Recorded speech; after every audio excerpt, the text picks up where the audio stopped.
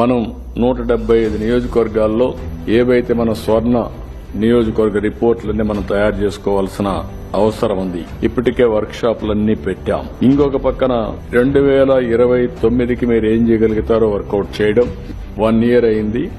ఈ 4 సంవత్సరాలకి మనం ఏం చేయగలుగుతామో మీడియం టర్మ్ ప్లానింగ్ తయారు చేసుకోవాల్సిన అవసరం ఉంది. దీనికోసం మీ అందరి జిల్లాల్లో చూస్తే జిల్లా మినిస్టర్ ఆధ్వర్యంలో చైర్మన్ కింద, కలెక్టర్ ని ఎగ్జిక్యూటివ్ చైర్మన్ కింద పెట్టి, ఇంకొక పక్కన ఎగ్జిక్యూటివ్ వైస్ చైర్మన్ కింద ఎంపీని కూడా పెట్టి అందరిని ఇన్వాల్వ్ చేసి జిల్లా లెవెల్లో మనం ఒక ఆర్గనైజేషన్ క్రియేట్ చేసుకున్నాం. అదే మరి కాన్స్టిట్యున్సీకి వచ్చే కొద్దికి ఎమ్మెల్యేని, అదే మరి జిల్లా ఆఫీసర్ని ఒకరిని, ఆ టెరిటోరియల్లో ఉండే ఎమ్మెల్సీలు గాని, అక్కడుండే ప్రజాప్రతినిధులు కొంతమందిని, ఇంకొక పక్కన అక్కడుండే ఇంపార్టెంట్ ఆఫీసర్స్ ని వీళ్ళతో కలిసి ఒక 9 మెంబర్ టీం కూడా మీకు ఇచ్చాం.